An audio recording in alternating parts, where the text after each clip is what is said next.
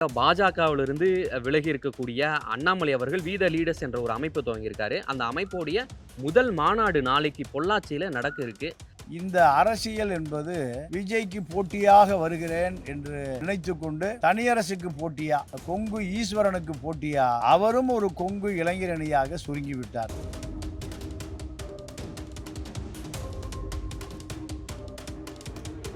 பாஜக முகாம்லேருந்து வந்தார். இருக்குமோ அதையெல்லாம் தாண்டி எப்படி அரசியல் பண்ண போறார் அப்படின்னு தெரியல. ஜெய்ங்கிற ஒரு கவர்ச்சி ஒரு திரைப்பிரபலம் அப்படி வந்தார். அந்த மாதிரி அண்ணாமலை வர முடியுமான்னு தெரியல. இன்னும் ஒரு சீமான் மாதிரி வருவார்னு நான் நினைக்கிறேன். ஏற்கனவே வெயில் தாக்கம் அதிகமா இருக்கு. இவரும் வரட்ட ஒரு தாக்கத்தை ஏற்படுத்திட்டு போட்டோம். அதே தான் நடக்க போகுது. வேற என்ன புதுசாக நடக்க போகுது?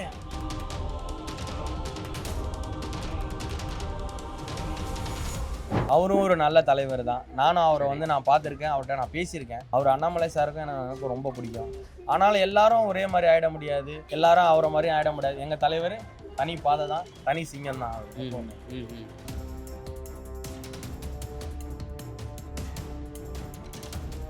எப்ப வந்து ட்ரை பண்ண போறீங்க?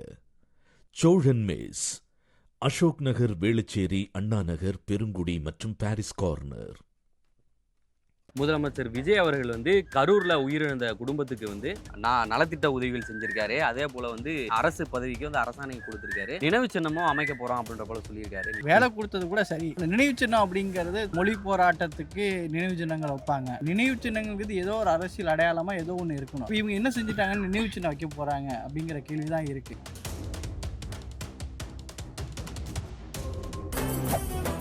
மெரிபா panneer soda, I trust மெரிபா. Annamalai எது மாதிரி வருவாருன்னாக்கா, அவர் தான் நான் தான் சொல்லக்கூடாது, பொதுமக்களுக்காக நான் செய்கிறேன் அந்த எண்ணத்தோட வந்தாருன்னா ஊழல் ஊழல் ஒழிப்பு, மது ஒழிப்பு அப்படியெல்லாம் அந்த கருத்தை தான் பிரதானமாக வச்சுட்டு வராரு. மக்களுக்கு பாதிக்கப்படாது எல்லாம் நல்லது செய்கிற மாதிரி செஞ்சுட்டாக்கா நீ முன்னேறவே நல்லா தான் இருப்பேன்.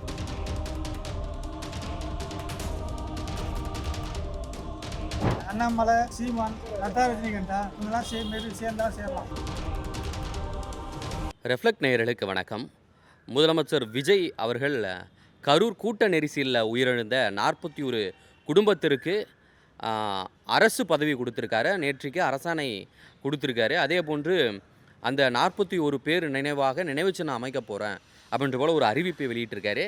அதே போன்று பாஜகவிலிருந்து வெளியேறி இருக்கிற பாஜகவுடைய முன்னாள் தலைவர் அண்ணாமலை இப்போ வி த லீடர்ஸ் என்ற ஒரு அமைப்பை துவங்கியிருக்காரு. அதனுடைய முதல் மாநாடு நாளைக்கு பொள்ளாச்சியில் நடக்க இருக்கிறது. அதை பற்றின கருத்துக்களை மக்களிடமே நம்ம கேட்டு தெரிஞ்சுப்போம் வாங்க. ஐயா, பாஜகவிலிருந்து விலகி இருக்கக்கூடிய அண்ணாமலை அவர்கள் வி த லீடர்ஸ் என்ற ஒரு அமைப்பை துவங்கியிருக்காரு. அந்த அமைப்போடைய முதல் மாநாடு நாளைக்கு பொள்ளாச்சியில் நடக்க இருக்கு. பல்வேறு தடபுடலான ஏற்பாடுகள்லாம் மாநாட்டுக்கு செஞ்சு கொண்டிருக்காங்க. எந்த மாதிரியான தாக்கத்தை அரசியலில் அவர் ஏற்படுத்துவார், முதல் மாநாடு ஏற்படுத்தணும்னு நினைக்கிறீங்க நீங்கள்? அவர் ஆட்சிப்பட்டியில், பொள்ளாச்சி ஆட்சிப்பட்டியில் இந்த மாநாடு ஆரம்பித்த பொழுதே தமிழக பாஜக தலைவராக, முன்னாள் தலைவராக இருந்த அண்ணாமலை கொங்கு பேரவை இளைஞரணி தலைவராக சுருங்கிவிட்டார். அவர் அந்த கொங்கு பெல்ட்டில் மாநாடு நடத்துவதற்கு காரணம் கொங்கு இளைஞரணி, கொங்கு பேரவை இந்த அடையாளத்தோடு அவர் கொங்கு ஈஸ்வரன், கொங்கு தனியரசை போல பாஜக தலைவர் கொங்கு தலைவராக தன்னை சுருக்கி கொண்டார். இந்த அரசியல் என்பது விஜய்க்கு போட்டியாக வருகிறேன் என்று நினைத்து கொண்டு இப்போ அவர் தனியரசுக்கு போட்டியா, கொங்கு ஈஸ்வரனுக்கு போட்டியா, அவரும் ஒரு கொங்கு இளைஞரணியாக சுருங்கிவிட்டார். இதை தாண்டி அண்ணாமலையிடம் தமிழ் தேசிய அரசியலும் இல்லை, திராவிட இயக்கத்தை எதிர்க்கக்கூடிய எந்த கொள்கை கோட்பாடுகளும் அவர்கிட்ட கிடையாது. அவரை பொறுத்த வரைக்கும் பல ஆயிரம் கோடி ரூபாய் திமுகவை மிரட்டி உருட்டி பல கோடிகளை சேர்த்து வைத்திருக்கிறார். இதை தெரிந்து கொண்ட அமித்ஷா பாதியை பிடுங்கிட்டார். மீதியை காப்பாற்றுவதற்கு கொங்கு சமூகத்துக்குள் தன்னை ஒழித்து கொள்கிறார். இதுதான் இந்த பொள்ளாச்சி மாநாடு. இதை தாண்டி அவர்கிட்ட வேறு எந்த விதமான அரசியலும் இல்லை. அவர் மூளையில் பாஜக, ஆர்எஸ்எஸ், சங் பரிவார், இந்து முன்னணி, இப்படி விஹெச்பி போன்ற கொள்கைகளை கொண்ட இவர் தமிழ்நாட்டில் எந்த காலத்திலும் அவர் அரசியலுக்கு பெரிய அளவில் தமிழக மக்களிடம் ஈர்ப்பை ஏற்படுத்தி விட முடியாது. ஓகேங்க. 2031 தேர்தல் வந்து விஜய் வெர்சஸ் அண்ணாமலை தான் அப்படின்ற போல ஒரு கருத்து முன்வைக்கப்படுது அரசியல் மத்தியில். அது எப்படி பார்க்குறீங்க? அப்படிதான் இருக்கா? இல்லை, அவரை பொறுத்த வரைக்கும் 19 லட்சம் உறுப்பினர்கள் தன்னுடைய இயக்கத்தில் சேர்ந்ததாக சொல்கிறாரு. உள்ளே போய் பார்த்தா 13,000 பேர் தான் இருக்கான். 13,000 பேரை வச்சுட்டு 19 லட்சம் பேர்னு சொல்லுகிற இந்த அண்ணாமலை விஜயை பொறுத்த வரைக்கும் 1.5 கோடி வாக்காளர்களை வைத்திருக்கிறார். இந்த 1.5 கோடி வாக்காளர்களை வைத்திருக்கிற இந்த விஜயை திமுக அதிமுக 2 பேரையுமே முழுமையாக எதிர்க்கிறார். ஆனால் அண்ணாமலையை பொறுத்த வரைக்கும் திமுகவிடம் பல கோடிகளை வாங்கியிருக்கிறார். அதிமுகவை மிரட்டி உரட்டி சசிகலா டிடிவியிடம் பல கோடிகளை வாங்கியிருக்கிறார். இப்படியான நபருக்கு விஜயை எதிர்க்கக்கூடிய எந்த அரசியல் பின்னணியும் பின்புலமும் எப்போதும் ஏற்பட்டு விடாது. காரணம், அண்ணாமலையை பொறுத்த வரைக்கும் திமுக ஃபைல்ஸ் 1 ஃபைல்ஸ் 2 ஃபைல்ஸ் 3 என்று சொல்லிக்கொண்டு திமுகவை மிரட்டுவதற்கு ஆளுநரிடம் காலிப்பெட்டியை கொடுத்த காலி டப்பா பெருங்காயம் தான் அண்ணாமலை. அண்ணாமலை இந்த ஆவணங்களை கொண்டு போய் உயர்நீதிமன்ற பதிவாளரிடம் கொடுத்திருந்தால் இந்த திமுக மீது பல வழக்குகள் பதிவாகியிருக்கும்.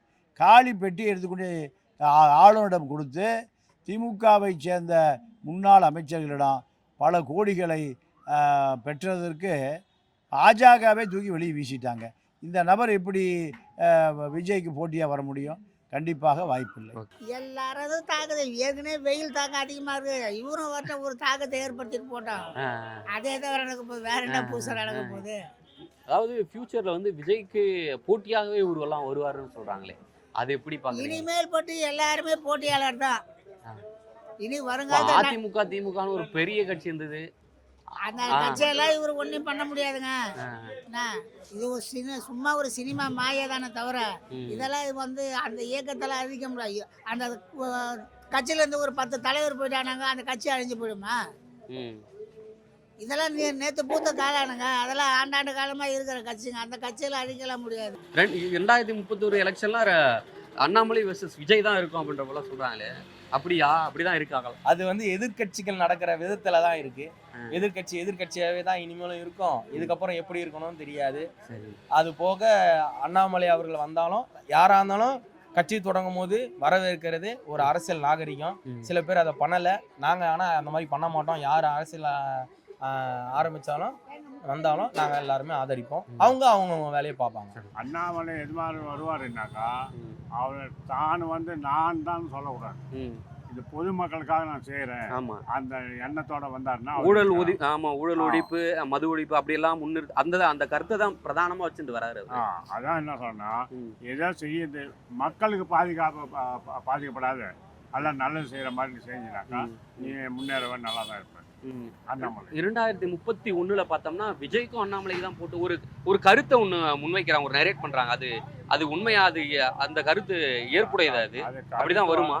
இது நான் சொல்றேன்னாக்கா, இந்த கருத்து வந்து 2 பேர் சேர்ந்து இந்த நம்ம கட்சி உடையாத அளவுக்கு பார்த்துக்கினாங்க. அது யார் நல்லது நல்லா அவங்களுடைய சில ஸ்டேட்மெண்ட் எல்லாம் இருக்கு. இந்த ஸ்டேட்மெண்ட் எல்லாம் வந்து கரெக்டாக இருக்குதுனாக்கா அவங்களுக்கு தான் முன்னேற முடியும், செய்ய முடியும். ஆனால் அண்ணாமலை வந்து சொல்லுவார் பிடிவாதமாக நான் தான் செய்வேன்னாக்கா அது நடக்காது. விஜய் வந்து சொல்லுவார் நான் தான் சொல்லிட்டு சட்டம் கரெக்டாக நடக்கிறேன்னாக்கா அது நடக்காது. மக்களுக்கு வந்து எதுவும் பாதிக்கப்படாமல் ஒரு தொழிற்சாலை வந்து வேலை செய்யறதுன்னா அவனுக்கு பிறந்த கூலி கிடைக்கிற மாதிரி தான் அவன் நல்லா அந்த ஏற்பாடு பண்ணி இதெல்லாம் பண்ணுறாருன்னா அவருக்கு நல்லது. சரிங்க.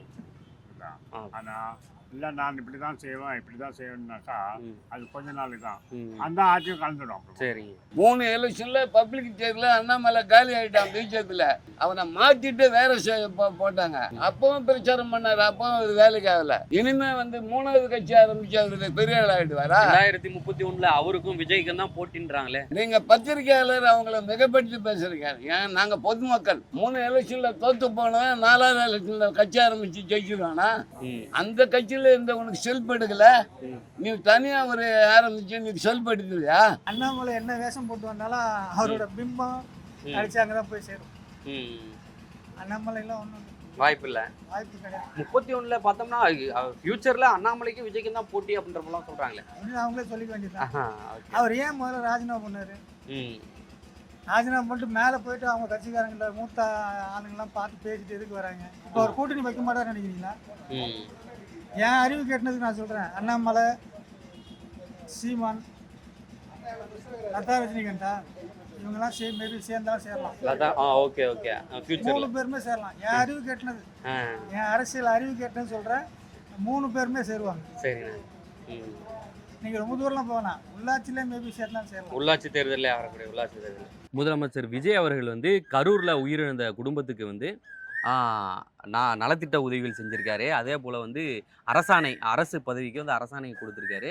நினைவு சின்னமும் அமைக்க போகிறோம் அப்படின்ற போல் சொல்லியிருக்காரு. நீங்கள் எப்படி பார்க்குறீங்க? ஏற்புடையா?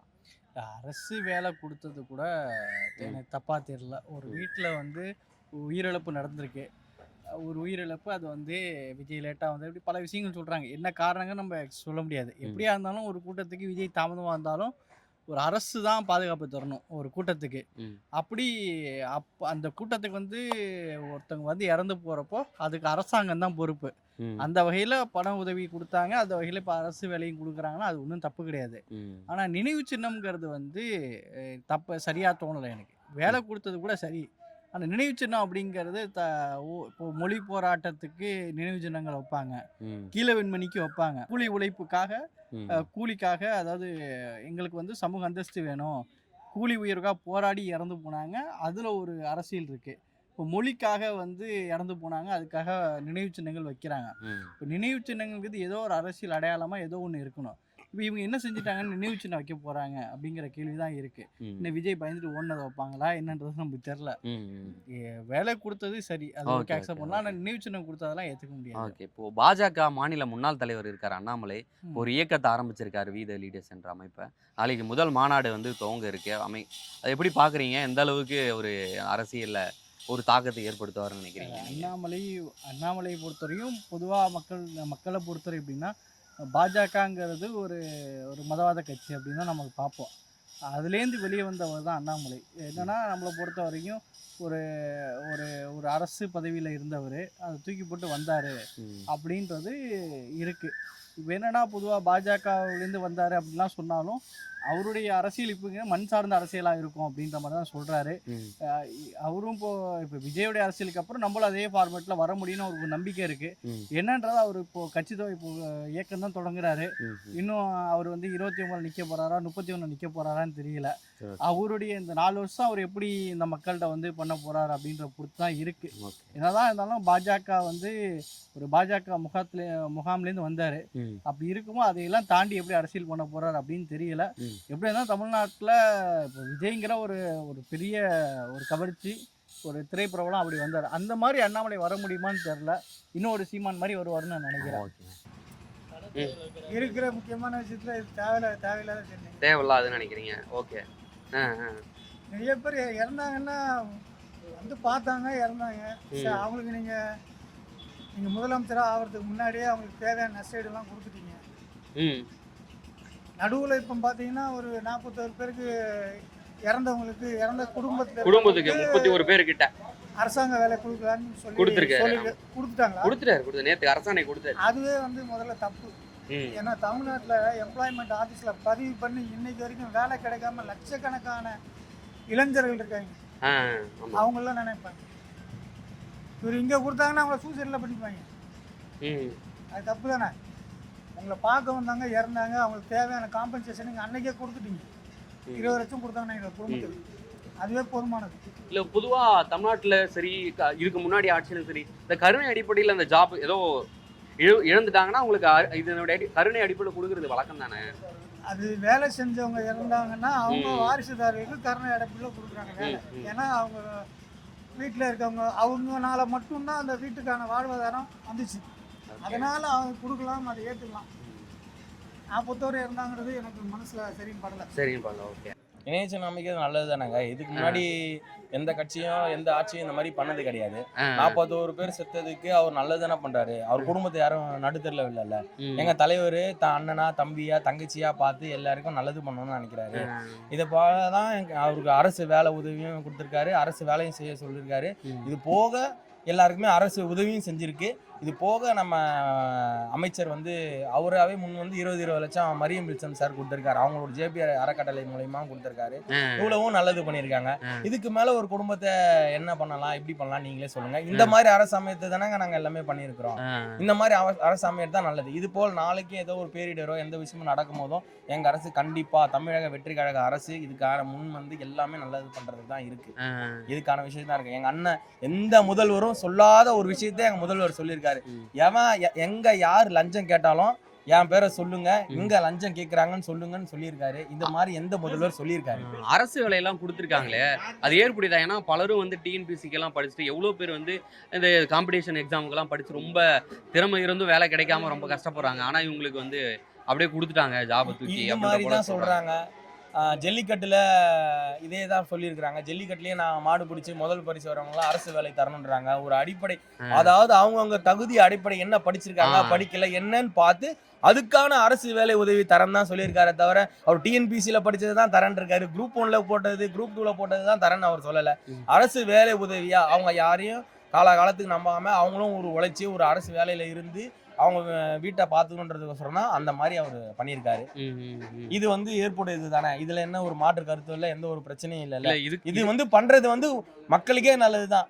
இது எல்லா மக்களுக்கும் எல்லாருக்குமே நல்லதுதான். அவங்களுக்கும் எல்லாருக்குமே தெரியும். இது இவங்க ஆளுங்கட்சி எதிர்கட்சிக்காரங்களோ மாற்று கட்சியில இருக்கிறவங்களுமே இதை பேசுறாங்களே தவிர இது அங்க நின்று அது அனுபவிச்சவருக்கு தான் அதோட வழி தெரியும். அங்க நின்று அவர் அனுபவிச்சதுனாலதான் அவருக்கு இதெல்லாம் பண்ணணும்னு தோணுது. அவரு பண்ணது சரிதான்.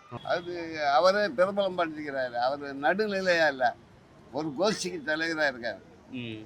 கூட்டத்துக்கு போகும்போதும் கோஷ்டி தலைவராக தான் போனாரு. அவங்க மரணம் அடைஞ்ச உடனே அவங்கள பார்க்காத ஓடி வந்துட்டாரு. இப்போ மறுபடியும் எலெக்ஷனில் அவர் பவர் வந்த உடனே அங்கே போய் நான் பவருக்கு இது பாருன்னு அவங்களுக்கு உதவி பண்ணுறாரு. அன்னைக்கே அவங்க அங்கேயே உதவி பண்ணல. அவர் ஏன் சென்னைக்கு வந்துட்டாரு? மக்கள் சேவை தானே. 41 பேர் உங்களை நம்பி உயிரை விட்டாங்கல்ல, அவர் ஏன் அன்னைக்கே அவரை காப்பாற்றலை? ஓடி வந்துட்டாரு. இப்போ பவர் வந்த பிறகு நான் காப்பாற்றுவேன். இப்போ போய் நியாயமா? அது நடுநிலைமை? அது இல்லை. அதிமுக 2ஆ உடைக்கிறாரு. இது இப்போ சோபா செட்டில் பணம் எடுத்துன்னு போகிறாங்க. அந்த ஆஃபீஸை போய் திறந்து வைக்கிறாரு, சிவி சண்முக ஆஃபீஸில். இதெல்லாம் நியாயமா? மக்கள் சேவை செய்ய யாருமே நடப்பண்ண ஒரு கட்சியை ஓடிச்சு எம்எல்ஏ இட்டும் போற. உன் கட்சியில இருந்து 5 பேர் போயிட்டாங்களா, அவங்களே ஏன்டா நடவடிக்கை எடுக்கல? உன் கட்சியில இருந்து வராங்கல்ல, இப்போ ஏடிஎம்களை 5 எம்எல்ஏ இட்டும் போய் ஏன் எம்எல்ஏன்ற நீ ஜெயிச்சா? அவனை ஜெயிக்க வச்ச அவங்க தானே விருப்பப்பட்டு வந்தாங்க. அவன் விருப்பம். நீ நியாயமானவன்ல, இதை சாப்பிட்றான சாப்பிடுயா? நியாயமா நடக்கணும். அரசு வேலையெல்லாம் கொடுத்துருக்காரு, அது ஏற்புடையதா? அரசு வேலை அதுதான் சட்டம் இல்லைன்னு பப்ளிக்கே பேசிருக்கு. அந்த மாதிரி சட்டம் விதிமுறை இல்லை. அரசு ஊழியர் தான் வேலை கொடுக்கணும், படித்தவங்க வேலை வெட்டி இல்லாதவங்கலாம். இவருக்காக கூட்டத்தில் போய் மாட்டிக்கணுக்காக அரசு வேலை கொடுக்குறாரு. நியாயம் கிடையாது. பொதுவாக நம்ம பாதிக்கப்பட்டவங்களுக்கு அரசாங்கம் இதற்கு முன்பாக இருந்த அரசாங்கம் கூட கொடுத்துருக்கு இல்லையா? கருணை அடிப்படையில் ஒரு கருணையில செய்யலாம் சார். கருணை வேற, இந்த மாதிரி பந்தா வேற இல்லை. இப்போ கூட உதவி என்ன, ஒரு உயிர் போகுதுன்னா தண்ணி கொடுக்கலாம், அவனுக்கு சாராயம் வாங்கி கொடுக்கலாமா? கருணைன்றது உதவி. இது உன் பந்தா, நான் வந்தாங்க பாரு, நான் பணம் கொடுக்குறேன் பாரு, நான் காப்பாற்று பாரு. நீ காப்பாற்று, உன் துட்டாடா காப்பாற்று. உன் காசா? அரசாங்க காசு, அரசாங்க பந்தா. உன் பந்தா என்ன நீ தனியா செய். அரசு பணத்தை இந்த கஜானால காலி பண்ற.